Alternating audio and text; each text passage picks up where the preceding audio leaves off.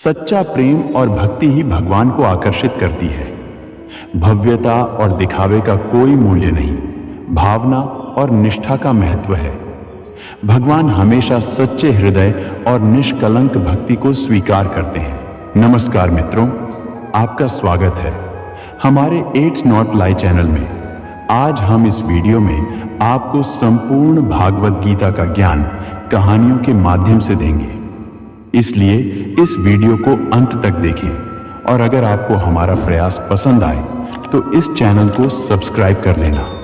महाभारत के युद्ध की पृष्ठभूमि में भगवान श्री कृष्ण ने पांडवों और कौरवों के बीच शांति स्थापित करने का अंतिम प्रयास किया। वे हस्तिनापुर गए ताकि दुर्योधन को समझाकर युद्ध टाल सके। भगवान के हस्तिनापुर आगमन की सूचना पूरे राज्य में फैल गई। दुर्योधन ने सोचा कि अगर वह श्री कृष्ण को अपने राजसी आतिथ्य और धन दौलत से प्रभावित कर लेगा तो वह कौरवों का पक्ष ले लेंगे। उसने भव्य महल सजवाया, सोने चांदी के थालों में पकवान बनवाए और अपनी शक्ति और वैभव का प्रदर्शन करने की पूरी तैयारी की। जब श्री कृष्ण हस्तिनापुर पहुंचे तो दुर्योधन ने बड़े आदर से उनका स्वागत किया और कहा, प्रभु, मैंने आपके लिए विशेष भोज का आयोजन किया है, कृपया इसे स्वीकार करें। श्री कृष्ण मुस्कुराए और बोले, दुर्योधन, भोजन वहां करना चाहिए जहां प्रेम और भक्ति हो। तुम्हारा यह भोज दिखावा है, इसमें सच्चे प्रेम की कमी है, मैं इसे स्वीकार नहीं कर सकता। दुर्योधन उनके इस उत्तर से स्तब्ध रह गया। वह सोच भी नहीं सकता था कि भगवान उसका निमंत्रण ठुकरा देंगे।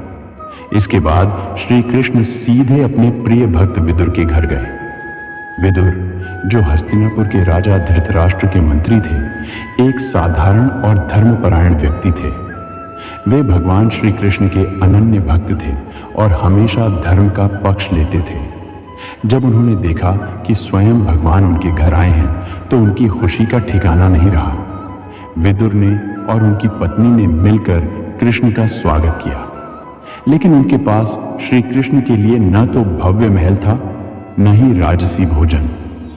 विदुर की पत्नी जल्दी से बाजार से कुछ केले ले आई ताकि वे श्री कृष्ण को खिला सके। जब विदुर की पत्नी ने भगवान को केले खिलाने शुरू किए तो वे इतनी भाव विभोर हो गईं कि उन्हें यह भी ध्यान नहीं रहा कि वे गलती से फल फेंककर छिलके श्री कृष्ण को खिला रही हैं। श्री कृष्ण ने कुछ नहीं कहा, वे मुस्कुराते हुए उन छिलकों को खा रहे थे। विदुर ने जब यह देखा तो वे घबरा गए और बोले, प्रभु, यह क्या हुआ? मेरी पत्नी ने आपको छिलके खिला दिए, यह हमारा अपराध है, कृपया हमें क्षमा करें। श्री कृष्ण ने मुस्कुराते हुए उत्तर दिया, विदुर, मुझे छिलके या फल का स्वाद नहीं चाहिए, मुझे तो तुम्हारे प्रेम और भक्ति का स्वाद चाहिए। तुम्हारी सच्ची भावना के आगे ये छिलके भी अमृत हैं। मैं तुम्हारे प्रेम को स्वीकार करता हूं, न कि सामग्री को। दूसरी ओर दुर्योधन ने जब यह सुना कि श्री कृष्ण ने उसका शाही भोज अस्वीकार कर दिया और विदुर के साधारण घर में गए तो वह क्रोधित और निराश हो गया। वह समझ नहीं पाया कि भगवान को धन और वैभव की जरूरत नहीं होती, उन्हें केवल सच्ची भक्ति और प्रेम चाहिए। कहानी का गूढ़ संदेश, यह कहानी केवल एक घटना नहीं बल्कि एक गहरा संदेश है। भगवान को हमारी संपत्ति, वैभव या दिखावे से प्रसन्न नहीं किया जा सकता। उन्हें केवल सच्चा प्रेम, भक्ति और समर्पण चाहिए। चाहे हमारे पास कितना भी कम क्यों ना हो, यदि हमारी भावना पवित्र है तो भगवान उसे स्वीकार करेंगे। यह कहानी हमें यह भी सिखाती है कि सच्चा भक्त वह है जो अपने स्वार्थ से परे जाकर भगवान के प्रति प्रेम और आस्था रखता है। भगवान केवल हृदय की शुद्धता को देखते हैं। यही कारण है कि उन्होंने दुर्योधन का राजसी भोज ठुकराकर विदुर के घर के छिलकों को प्रसाद के रूप में स्वीकार किया। शांति और संतुष्टि बाहर नहीं बल्कि भीतर से आती है। जब हम अपने कर्मों को सही दिशा में लगाते हैं तो जीवन की असली खुशी मिलती है। धन और भौतिक सुख से जीवन की शांति नहीं मिलती, बल्कि सच्ची शांति उस दिशा में मेहनत करने से मिलती है जहां आत्मा को शांति मिले। जब हम अपनी मेहनत को सही उद्देश्य से जोड़ते हैं तो जीवन की कठिनाइयां आसान हो जाती हैं और शांति मिलती है। सफलता केवल बाहरी दुनिया में नहीं होती, बल्कि भीतर की संतुष्टि और धैर्य में होती है। जीवन के रास्ते पर चलते हुए अगर हम सही दिशा में अपने कर्मों को लगाते हैं तो कोई भी चुनौती हमें रोक नहीं सकती। सच्ची शांति उस दिन मिलती है जब हम अपने भीतर के उद्देश्य को पहचान कर उसे पूरी निष्ठा से पूरा करते हैं। हमारे कर्म और दिशा हमारी जिंदगी का वास्तविक मार्गदर्शन करते हैं। अगर हम उन्हें सही दिशा में लगाते हैं तो हम सच्चे सुख और शांति को पा सकते हैं। जैसे नदी अपनी धारा के साथ बहती है, वैसे ही अगर हम जीवन के मार्ग पर सही दिशा में चलते हैं तो सभी कठिनाइयां पार हो सकती हैं। धन और संपत्ति का संग्रह नहीं, बल्कि सही दिशा में किया गया कार्य और आत्मविश्वास ही जीवन में असली शांति लाते हैं। मनुष्य जब अपने कर्मों को सही दिशा में लगाता है और भगवान पर विश्वास रखता है तो उसकी सारी मुश्किलें आसान हो जाती हैं। ये बहुत समय पहले की बात है। एक छोटे से गांव में एक साधु बाबा और एक व्यापारी रहते थे। साधु बाबा का जीवन बहुत ही साधारण और शांतिपूर्ण था। वे हमेशा भगवान की भक्ति में लीन रहते, हर समय ध्यान करते और गांव वासियों को सत्य, प्रेम और अहिंसा की शिक्षा देते। उनका जीवन बिल्कुल सरल था और भौतिक सुख साधनों की कोई लालसा नहीं थी। साधु बाबा का मानना था कि असली शांति और सुख भगवान के नाम में और आत्मा की शांति में है। वे अपने मन और आत्मा की शांति के लिए जितना हो सके संसार के बंधनों से दूर रहते थे। वहीं उसी गांव में एक व्यापारी भी रहता था। वह व्यक्ति बहुत समृद्ध था और व्यापार में उसे अपार सफलता मिली थी। वह बड़ा ही महत्वाकांक्षी था और हर समय अपनी संपत्ति बढ़ाने के बारे में सोचता रहता था। उसका विश्वास था कि जीवन में सुख और सफलता का एकमात्र मापदंड धन और भौतिक वस्तुएं हैं। उसके पास सब कुछ था, महल जैसी कोठी, कई गाड़ियां और ढेर सारी संपत्ति, लेकिन वह फिर भी कभी संतुष्ट नहीं था। उसने सोचा कि शायद किसी दिन वह और ज्यादा संपत्ति कमा ले तो शांति और सुख मिलेंगे, लेकिन भीतर का खालीपन और बेचैनी उसे लगातार परेशान करती रही। एक दिन व्यापारी ने अपने गांव में रहने वाले साधु बाबा के बारे में सुना कि उनका जीवन बहुत शांत और संतुष्ट है। ये बात उसे बहुत आकर्षित की और उसने सोचा कि अगर साधु बाबा का जीवन इतना सुखी और शांत है तो वह भी उनसे कुछ सीख सकता है। व्यापारी ने निश्चय किया कि वह बाबा से मिलकर पूछेगा कि उनका जीवन इतना शांतिपूर्ण कैसे है। व्यापारी एक दिन साधु बाबा के पास गया और उनसे विनम्रता से पूछा, बाबा, मैं बहुत समृद्ध हूं, लेकिन फिर भी मेरा दिल कभी संतुष्ट नहीं होता। मुझे हमेशा लगता है कि मुझे और अधिक चाहिए। मुझे देखो, सब कुछ होते हुए भी मैं शांति नहीं पा रहा हूं। तुम्हारा जीवन बहुत शांत और संतुष्ट है। कृपया मुझे बताओ कि तुम्हारे जीवन का रहस्य क्या है। साधु बाबा ने उसे मुस्कुराते हुए देखा और कहा, तुम्हारे सवाल का उत्तर बहुत सरल है, लेकिन उसे समझने के लिए तुम्हें थोड़ा समय और धैर्य चाहिए। जीवन में सुख और शांति तभी मिलती है जब हम अपने कर्मों को सही दिशा में लगाते हैं। तुम्हारे पास धन और संपत्ति हो सकती है, लेकिन अगर तुम अपनी मेहनत और कार्यों में सही उद्देश्य और दिशा नहीं पाओ तो तुम्हारे मन की शांति कभी नहीं मिलेगी। शांति तुम्हारे भीतर है, तुम्हें बस उसे पहचानने की आवश्यकता है। व्यापारी ने बाबा की बात सुनी, लेकिन वह फिर भी पूरी तरह से समझ नहीं पाया। उसने कहा, मुझे यह समझने में थोड़ी कठिनाई हो रही है बाबा। क्या तुम मुझे यह सिद्धांत और उदाहरण के माध्यम से समझा सकते हो? साधु बाबा ने उसे एक सरल और गहरे अर्थ वाली कहानी सुनाने का निर्णय लिया। उन्होंने व्यापारी से कहा, कल तुम मेरे साथ चलो, हम नदी के किनारे जाएंगे और वहां मैं तुम्हें एक कहानी सुनाऊंगा। उस कहानी से तुम्हारे सारे सवालों के जवाब मिल जाएंगे। अगले दिन व्यापारी और साधु बाबा नदी के किनारे गए। नदी के पास पहुंचने के बाद बाबा ने एक गहरी सांस ली और कहा, देखो, यह नदी बहुत गहरी और तेज बहाव वाली है। इसका पानी कभी शांत नहीं होता, लेकिन फिर भी यह अपनी दिशा में बहता रहता है। तुम भी अगर इस नदी के पानी की तरह जीवन में एक दिशा में बहने का प्रयास करोगे तो तुम्हें भी अपने जीवन का उद्देश्य समझ में आएगा। अगर तुम नदी को पार करना चाहते हो तो तुम्हें पहले अपने भीतर की शक्ति और धैर्य को समझना होगा। साधु बाबा ने आगे कहा, मान लो तुम इस नदी को तैरकर पार करना चाहते हो। अगर तुम पूरी ताकत से तैरने का प्रयास करते हो और सही दिशा में तैरते हो तो तुम नदी को पार कर सकते हो। लेकिन यदि जब हम भगवान पर विश्वास रखते हैं और अपनी शक्ति का सही उपयोग करते हैं तो कोई भी संकट हमें पराजित नहीं कर सकता। सच्ची शक्ति न केवल शारीरिक बल में है, बल्कि एकजुटता और सही दिशा में काम करने में है। हमेशा एकजुट होकर कार्य करें, क्योंकि जब हम मिलकर काम करते हैं तो कोई भी चुनौती बड़ी नहीं होती। भगवान का आशीर्वाद हमें कठिनाइयों से उबारता है और हमारी मेहनत हमें सफलता दिलाती है। अगर हमारी नीयत सही हो और हम ईश्वर पर विश्वास करें तो कोई भी संकट हमें रोक नहीं सकता।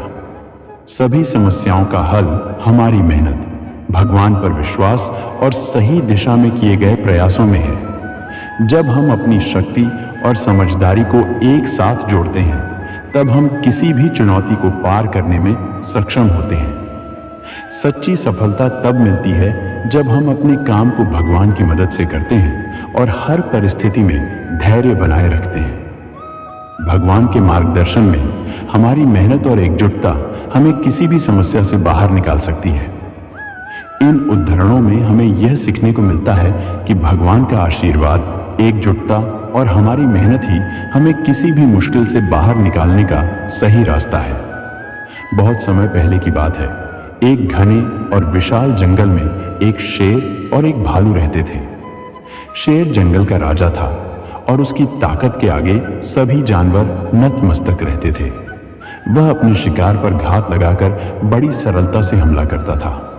भालू दूसरी ओर शांत और बुद्धिमान था।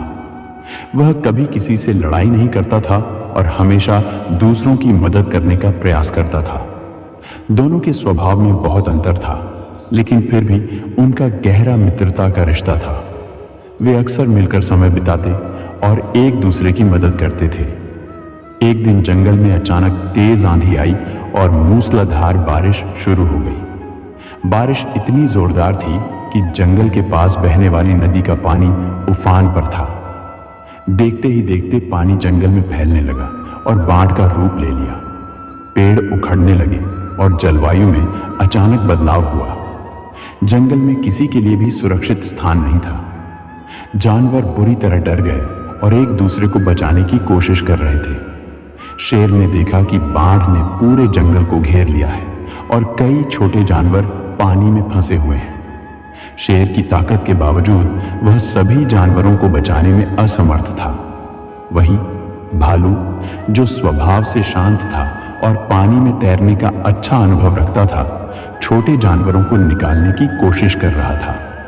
लेकिन उसकी शक्ति शेर जितनी नहीं थी और वह सभी को बचाने में सक्षम नहीं हो पा रहा था। शेर और भालू दोनों एक दूसरे से मदद की उम्मीद कर रहे थे, लेकिन जब उन्होंने देखा कि उनकी अलग अलग ताकतें एक साथ मिलकर भी बड़ी मुश्किल से काम आ रही हैं, तो वे दोनों चिंतित हो गए। तभी शेर ने भालू से कहा, हम दोनों के पास अपनी अपनी ताकत है, लेकिन यह संकट इतना बड़ा है कि हम अकेले इसे नहीं पार कर सकते। हमें किसी से मदद की आवश्यकता है। भालू ने शांत रहते हुए जवाब दिया, तुम सही कह रहे हो शेर भाई। अगर हम दोनों मिलकर भगवान श्री कृष्ण की मदद लें तो शायद वह हमें सही रास्ता दिखा सकते हैं। उनका आशीर्वाद हमें शक्ति देगा और हम इस संकट से बाहर निकल सकते हैं। शेर और भालू ने मिलकर भगवान श्री कृष्ण का नाम लिया और उनकी मदद की प्रार्थना की। उनके दिलों में पूरी श्रद्धा और विश्वास था कि भगवान श्री कृष्ण उनकी मदद करेंगे। अचानक जैसे ही वे भगवान श्री कृष्ण का नाम लेते, एक तेज प्रकाश से आकाश रोशन हो गया और भगवान श्री कृष्ण उनके सामने प्रकट हो गए। भगवान श्री कृष्ण ने मुस्कुराते हुए कहा, तुम दोनों ने मुझे याद किया और मैं तुम्हारी मदद के लिए यहां हूं। याद रखो, जब तक हम एकजुट होकर काम करते हैं तब तक कोई भी संकट हमें पराजित नहीं कर सकता। तुम दोनों के पास अलग अलग ताकतें हैं, लेकिन अगर तुम दोनों मिलकर काम करोगे तो इस संकट को पार करना आसान होगा। भगवान श्री कृष्ण ने शेर को निर्देश दिया, शेर, तुम अपनी ताकत का उपयोग कर बड़ी रुकावटों को हटा दो ताकि पानी का बहाव रुक सके। भालू, तुम अपनी समझदारी और धैर्य का उपयोग कर छोटे जानवरों को सुरक्षित स्थान पर ले जाओ। तुम दोनों एक दूसरे की मदद से यह संकट पार कर सकते हो। भगवान श्री कृष्ण के आशीर्वाद से शेर और भालू ने मिलकर काम करना शुरू किया। शेर ने अपनी पूरी ताकत लगाकर पेड़ और मलबे को हटाया ताकि पानी का बहाव थमे। भालू ने पानी में तैरकर फंसे हुए जानवरों को बचाया और उन्हें सुरक्षित स्थानों पर पहुंचाया। भगवान श्री कृष्ण के मार्गदर्शन और उनकी मदद से दोनों ने मिलकर पूरे जंगल को बचा लिया। जब सभी जानवर सुरक्षित स्थान पर आ गए तो भगवान श्री कृष्ण ने शेर और भालू को आशीर्वाद दिया और कहा, तुम दोनों ने अपनी ताकत और समझदारी को सही दिशा में लगाया और एकजुट होकर काम किया।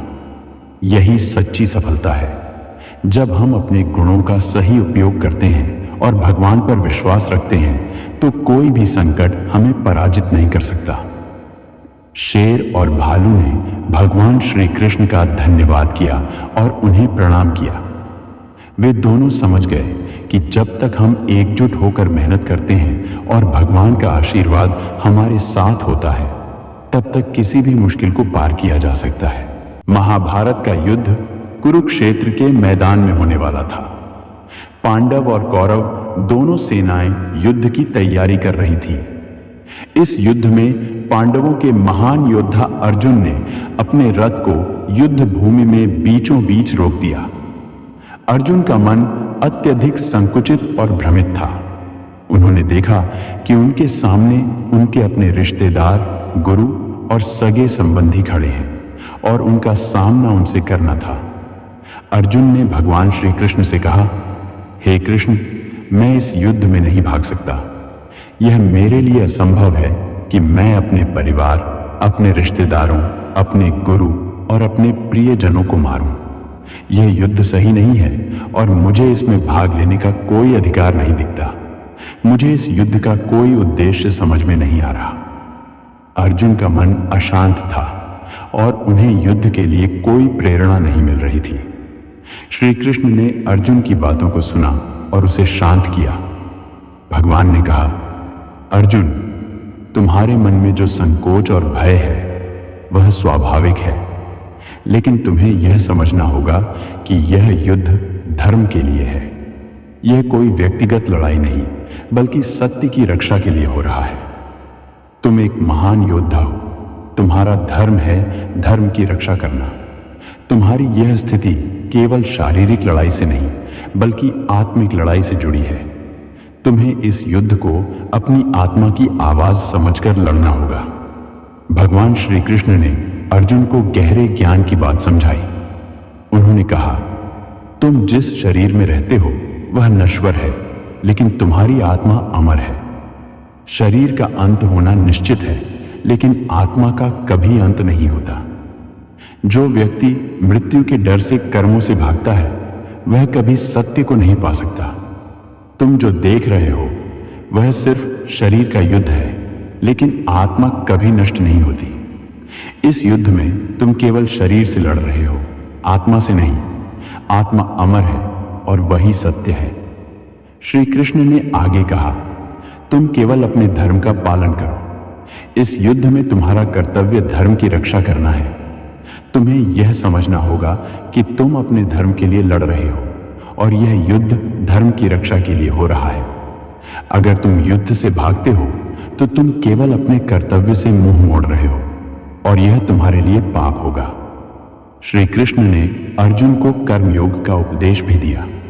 उन्होंने कहा, तुम्हें अपने कर्म को बिना किसी स्वार्थ के केवल धर्म के लिए करना चाहिए। अगर तुम कर्म करने के बाद उसका फल चाहते हो तो तुम अपने कार्य को निष्कलंक रूप से नहीं कर पाओगे। कर्म करो, लेकिन फल की चिंता मत करो। जो व्यक्ति केवल कर्म करने में ध्यान केंद्रित करता है वह स्वयं को मानसिक तनाव से मुक्त रख सकता है। अपनी पूरी निष्ठा से अपना कर्तव्य निभाओ, फल तो स्वाभाविक रूप से आता है।